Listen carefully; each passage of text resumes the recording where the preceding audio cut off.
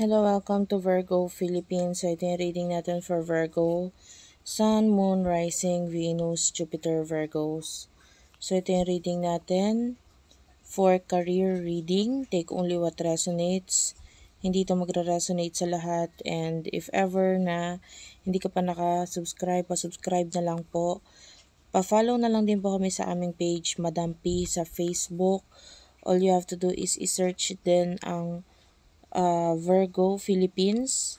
Ayan, kasi hindi mo masi-search unfortunately yung Virgo na yung Madam P sa Facebook. So, ang i-search mo is yung Virgo Philippines.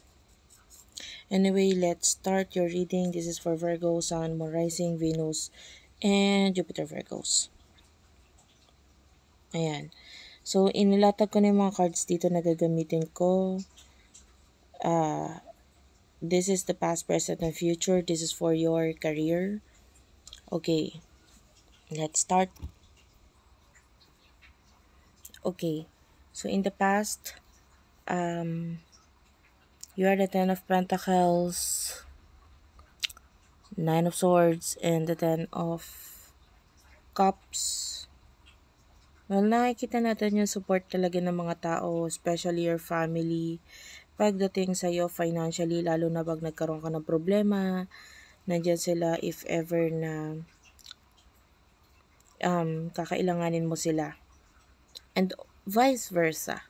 Kung ikaw din naman ang magkakaroon ng pera, and then there's a person na pamilya or itinuring mong pamilya, andyan ka para ibigay itong mga makakaya mong ibigay para sa kanila. The Ten of Cups, this is showing to me as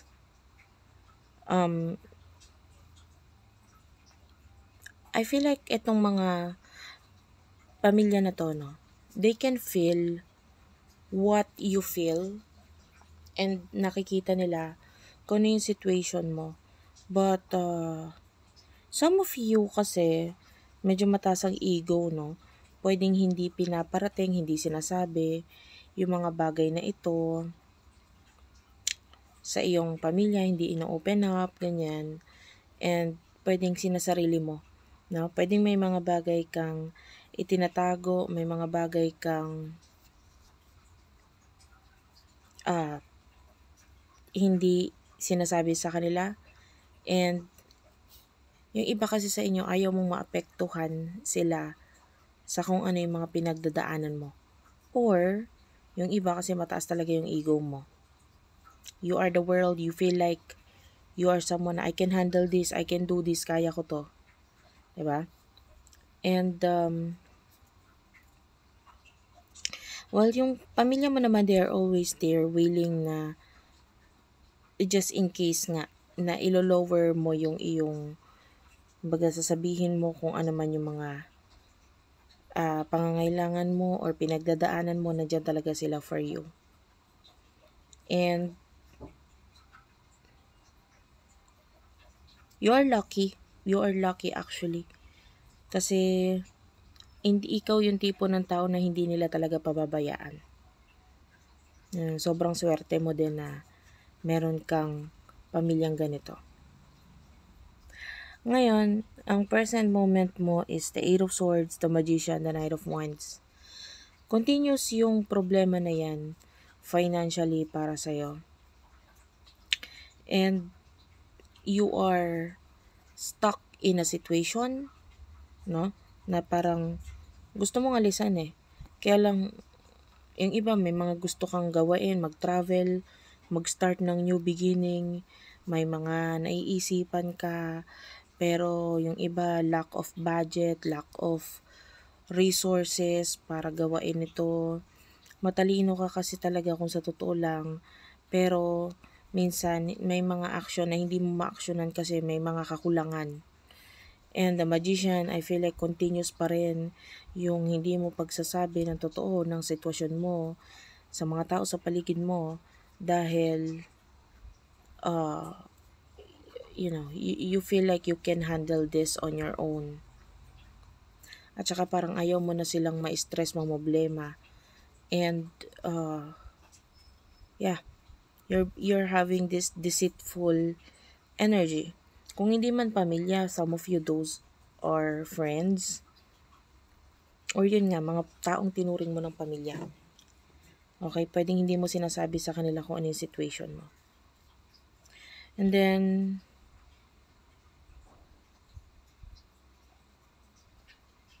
may nakikita tayong nakamasid lagi sa'yo.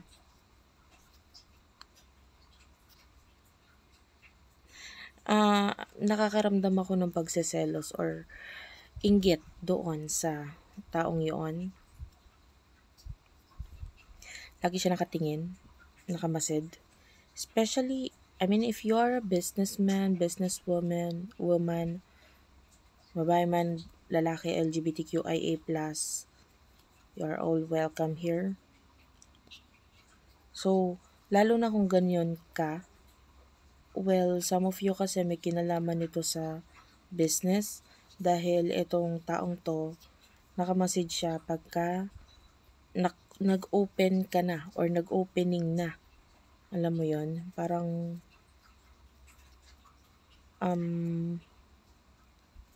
once na nag-open ka na ng store mo, yan, ganun, and nandyan na siya, nakamasid na siya. Whoever this person is,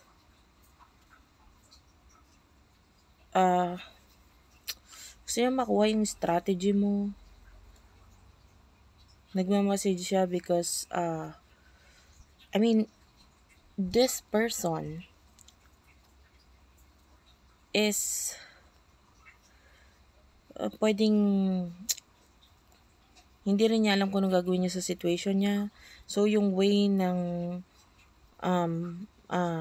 tawag dito, pagkalaban niya sa'yo is by watching you. Well, I don't know kung paano kanya malalabanan doon. Kumbaga kung ano nasa isip niya, kung bakit niya ginagawa yun, na feeling niya mananalo ba siya if pinagmasdan ka niya or what. I don't get this person actually. But, a lot of jealousy ang lumalabas dito sa taong ito.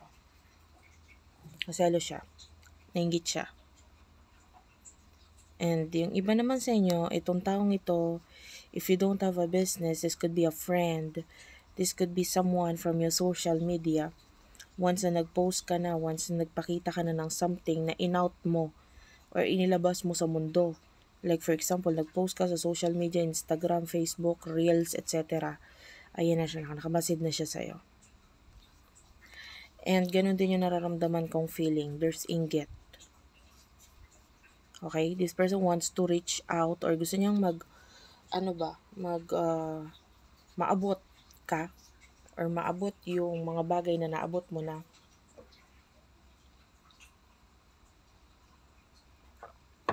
Well, of course, that is impossible na makukuha niya kasi of course,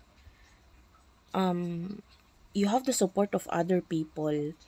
Yung support ng ibang tao na yon ang hindi niya din makukuha sa'yo. Like support of your family, support of your friends. Diba? Parang kahit anong gawin niya, yun dun pa lang sa part na yun, hindi ka na niya matatalo. Kung sa negosyo to, okay, sige. May mga ibang bagay na lamang siya. Pero yung mga bagay na hindi niya kayang makuha sa'yo is yung mga bagay na hindi talaga kanakaw-nakaw katulad ng pamilya mo, kaibigan mo, yung kung gaano ka kabait na tao sa mga taong ito kaya ganyan ang naibabalik sa'yo. So, yun yung mga hindi makukuha sa'yo. Diba? Basta-basta. Kunin na ng iba ang lahat. Talino mo, talento mo, skills mo, pamilya mo, hindi nila makukuha yan sa'yo. Okay? So, yun yung hindi nakikita nitong taong to. And, hindi niya kayang gayahin yun. Kung sino man to naiinggit na to, hindi niya kayang gayahin yun. Kaya, hayaan mo lang siya tumingin. I mean, whatever this person is doing, wala naman siya magagawa, hanggang tingin lang talaga siya. And you are protected by your spirit guides, angel guides, so, di ba? Aanhin niya yung tingin-tingin niya, wala yung magagawa or wala yung effect sa'yo. In the future, you do have here the Four of Wands, the Tower, the Lovers, and the Hierophant. There's something very stable para sa'yo. Ang ilalet go mo, well, iba-iba. Yung iba, that is a relationship, connection, friendship. Yung iba, this could be career.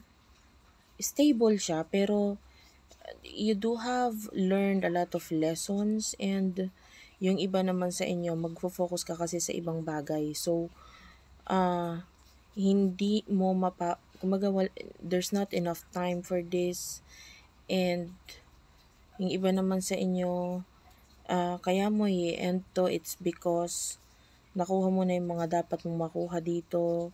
You feel like okay ka na, na-experience mo na to, okay na to. And although stable siya, you want something more na magbibigay sa'yo ng happiness. And yung iba, kasi mas importante ang health mo. And although, yun nga, although stable, I can see an ending of yung iba, partnership kasi partnership, or even pagtanggal ng mga trabahador yung iba. And you will do that because there's something na mas papalit, or may mas bagong nakikita ka na I can see the sun here brightly shining. So ito mas maliwanag sa'yo na ito yung dapat kong gawain kasi ito yung mas mag-workout para sa akin. So yung ganong klaseng i-end mo siya because you feel like dapat na talaga siyang i-end. You no longer feel the need of staying dito sa sa bagay nito. But you are the Hierophant. Alam mo kung anong ginagawa mo. And kung ano man yung ending na ito, it will be for the better, or it's the best thing to do. No? And yung iba, partnership yun sa isang tao, particularly, and mas nakikita mo kasi na although nag-grow naman, pero mas magiging mabilis ang growth para sa'yo. Yung iba, pag iba yung kapartner mo, or iba yung taong i-replace mo doon sa position na aalisan nitong taong ito. Okay? So anyway, thank you very much for watching. Hopefully, nabigyan kita ng clarity ng message doon. Thank you very much, and see you sa mga susunod pang reading. Hopefully, mag-subscribe ka, mag-like at mag-comment sa baba. I love you all, and bye-bye.